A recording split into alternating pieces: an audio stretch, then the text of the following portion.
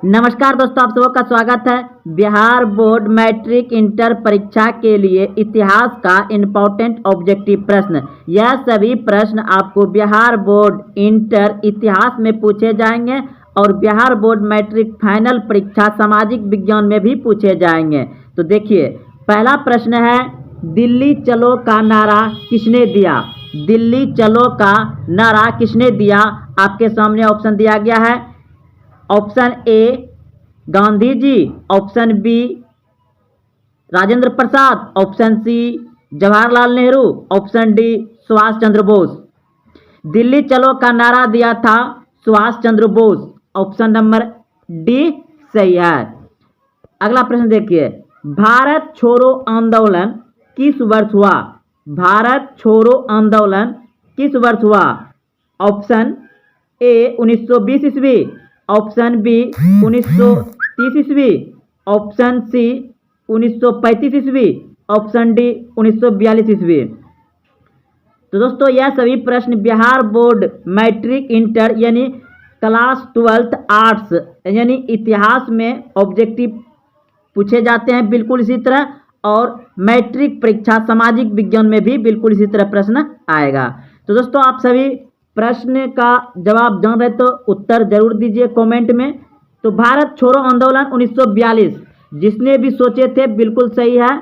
Option number D सही है। अगला प्रश्न देखिए, भारतीय राष्ट्रीय कांग्रेस की स्थापना कब हुई? बहुत ही आसान सवाल है। भारतीय राष्ट्रीय कांग्रेस की स्थापना कब हुई बताइए। तो इसे ऑप्शन आपके सामने है। तो बहुत ही अच्छा प्रश्न है, आप सभी इस प्रश्न को बहुत ही अच्छे से याद किए होंगे, याद ही होंगे। भारतीय राष्ट्रीय कांग्रेस की स्थापना 1885 ईस्वी में हुआ है। ऑप्शन नंबर बी सही है, 1885 ईस्वी। अगला प्रश्न देखिए, प्रश्न बहुत ही अच्छे हैं और समझने वाला प्रश्न है। समझिए प्रश्न को क्या कह रहा है। साइमन कमीशन का भारतीय द्वारा विरोध क्यों किया गया? साइमन कमीशन का भारतीयों द्वारा विरोध क्यों किया गया? साइमन कमीशन का भारतीयों द्वारा विरोध क्यों किया गया? ऑप्शन ए, आयोग में एक ही भारतीय सदस्य न होने के कारण, यानी साइमन कमीशन जो था उसमें एक भी भारतीय नहीं होने के कारण उसका विरोध किया गया। ऑप्शन बी, आयोग द्वारा अत्याचार करने के कारण। ऑप्शन सी, आयोग में अधिक सदस्य होने के कारण। ऑप्शन डी, उपयुक्त में से कोई नहीं। तो ऑप्शन नंबर ए बिल्कुल सही हो जाएगा। आयोग में एक ही भारतीय सदस्य न होने के कारण, यानी कि साइमन कमीशन का जो आयोग था उसमें एक भी भारतीय नहीं था, इसलिए उसका विरोध किया गया था। तो ऑप्शन नंबर ए सही है। अगला प्रश्न देखिए, अगला प्रश्न है, तुम मुझे खून दो मैं तुम्हें आजादी दूंगा। तुम मुझे खून दो मैं तुम्हें आजादी दूंगा किसका कथन था? Option A Bhagat Singh, option B Rashbehari Bose, option C Mohan Singh, option D Subhash Chandra Bose. तुम मुझे खून दो मैं तुम्हें आजादी दूंगा सुभाष चंद्र बोस ने कहा था। ऑप्शन नंबर डी सही है, सुभाष चंद्र बोस ने कहा था। ऑप्शन नंबर डी सही है। अगला प्रश्न देखिए, महात्मा गांधी को सर्वप्रथम महात्मा किसने कहा? महात्मा गांधी को सर्वप्रथम महात्मा किसने कहा? Option A Rabindranath Tagore, option B Jawaharlal Nehru, option C Bal Gangadhar Tilak, option D इनमें से कोई नहीं। महात्मा गांधी को सर्वप्रथम महात्मा किसने कहा? तो महात्मा गांधी को सर्वप्रथम महात्मा कहा था रविन्द्रनाथ टैगोर ने। ऑप्शन नंबर ए बिल्कुल सही है, रविन्द्रनाथ टैगोर ने महात्मा गांधी को महात्मा कहा था, रविन्द्रनाथ टैगोर ने। अगला प्रश्न देखिए, इनमें से कौन दलित राजनीति के प्रतीक बन गए थे? इनमें से कौन दलित राजनीति के प्रतीक बन गए थे? तो ऑप्शन नंबर बी बिल्कुल सही है, डॉक्टर भीमराव अंबेडकर, डॉक्टर भीमराव अंबेडकर। अगला प्रश्न देखिए, महात्मा गांधी ने किसके विषय में निम्न शब्द कहे थे? वो सफल हो रहे बैंकों का उत्तराधिकारी चेका है। तो ऑप्शन नंबर ए बिल्कुल सही है, क्रिप्स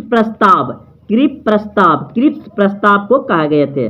अगला प्रश्न देखिए, अखिल भारतीय किसान सभा का पहला अधिवेशन कहाँ हुआ था? अखिल भारतीय किसान सभा का पहला अधिवेशन कहाँ हुआ था? तो ऑप्शन नंबर बी बिल्कुल सही है, लखनऊ में हुआ था। अखिल भारतीय किसान सभा का पहला अधिवेशन कहाँ हुआ था? लखनऊ में हुआ था।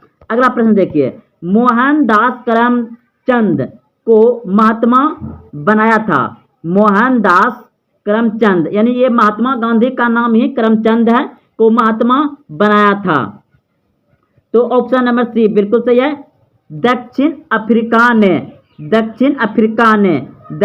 अफ्रीका ने मोहनदास करमचंद को महात्मा बनाया था। ऑप्शन नंबर सी सही है। अगला प्रश्न देखिए, गांधी जी किसे अपना राजनीतिक गुरु मानते थे? गांधी जी किसे अपना राजनीतिक गुरु मानते थे?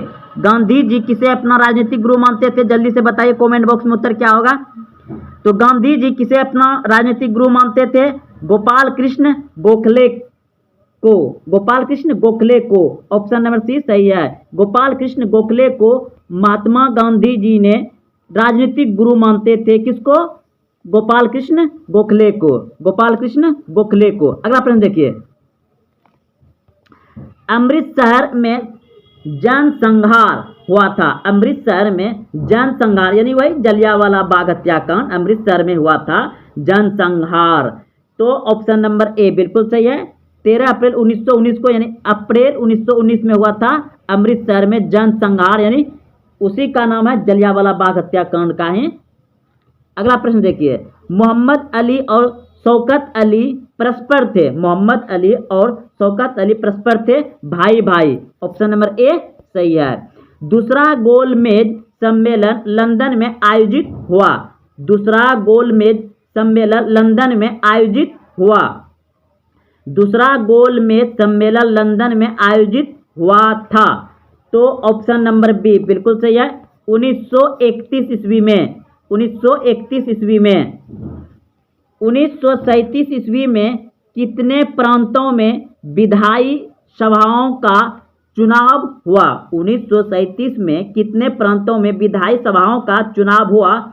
तो ऑप्शन नंबर ए बिल्कुल सही है, 11। अगला प्रश्न देखिए, भारत छोड़ो आंदोलन कब हुआ था? भारत छोड़ो आंदोलन कब हुआ था? तो ऑप्शन नंबर ए बिल्कुल सही, 1942 में। अगस्त 1942 में भारत छोड़ो आंदोलन हुआ था। भारत छोड़ो आंदोलन कब हुआ था? अगस्त 1942 में। अगला प्रश्न देखिए, जलियांवाला बाग हत्याकांड किस वर्ष हुआ? जलियांवाला बाग हत्याकांड किस वर्ष हुआ? तो ऑप्शन नंबर ए बिल्कुल सही है, आप सभी अच्छे से जानते हैं, 1919 ईस्वी में। अगला प्रश्न देखिए, डांडी किस राज्य में स्थित है? तो यह प्रश्न जो है कि क्लास 12 इतिहास में पूछे जाते हैं। तो डांडी है कहाँ? डांडी किस राज्य में स्थित है? तो ऑप्शन नंबर सी बिल्कुल सही है, गुजरात में। डांडी कहाँ है? गुजरात में। अगला प्रश्न देखिए, 1942 ईस्वी में कौन आंदोलन हुआ था? तो 1942 ईस्वी में कौन सा आंदोलन हुआ था? अभी तुरंत जाने हैं। 1942 ईस्वी में हुआ था भारत छोड़ो आंदोलन। भारत छोड़ो आंदोलन। ऑप्शन नंबर डी सही है। दिल्ली चलो का नारा किसने दिया था? दिल्ली चलो का नारा किसने दिया? तो दिल्ली चलो का नारा किसने दिया? शुरू में ही पढ़ चुके हैं एक बार, सुभाष चंद्र बोस।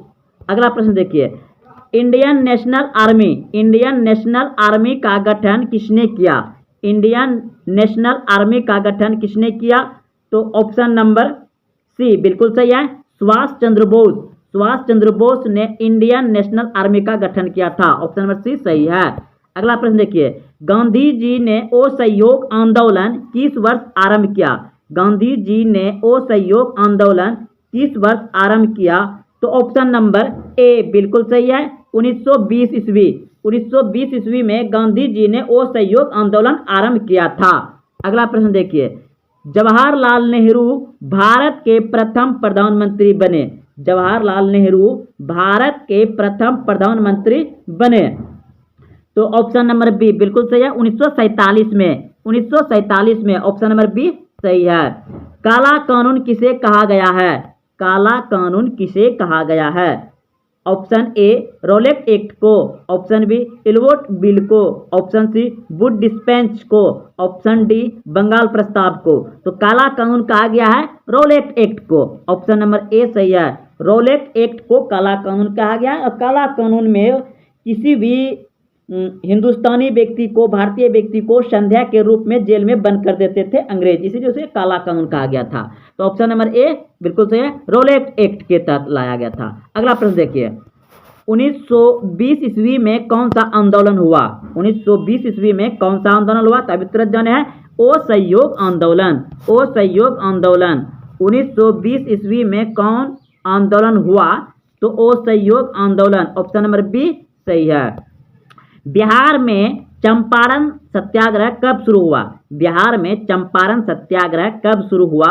तो ऑप्शन नंबर बी 1917 ईस्वी में। 1917 ईस्वी में बिहार में चंपारण सत्याग्रह शुरू हुआ था। अगला प्रश्न देखिए, प्रश्न है निम्नलिखित में किसका प्रकाशन अब्दुल कलाम आजाद ने किया? निम्नलिखित में किसका प्रकाशन अब्दुल कलाम आजाद ने किया? तो ऑप्शन नंबर बी बिल्कुल सही है, अल हिलाल ने, अल हिलाल ने, अल हिलाला ने, ऑप्शन नंबर बी सही है। अगला प्रश्न है, स्वतंत्र भारत का अंतिम गवर्नर जनरल कौन था? स्वतंत्र भारत का अंतिम गवर्नर जनरल कौन था? तो ऑप्शन नंबर सी बिल्कुल सही है, सी राजगोपालाचारी। सी राजगोपालाचारी स्वतंत्र भारत का अंतिम गवर्नर जनरल और स्वतंत्र भारत का पहला भारतीय व्यक्ति गवर्नर जनरल था सी राजगोपालाचारी। मुस्लिम लीग की स्थापना किस वर्ष हुआ? मुस्लिम लीग की स्थापना किस वर्ष हुआ? तो बहुत ही अच्छा प्रश्न है, 1906 ईस्वी में, ऑप्शन नंबर बी सही है। अगला प्रश्न देखिए, 1920 ईस्वी में कौन सा आंदोलन हुआ था? 1920 ईस्वी में कौन सा आंदोलन हुआ था? तो आप सभी अच्छे से जान रहे हैं कि असहयोग आंदोलन हुआ था, ऑप्शन नंबर बी सही है, असहयोग आंदोलन। पूना समझौता किस वर्ष हुआ? पूना समझौता किस वर्ष हुआ?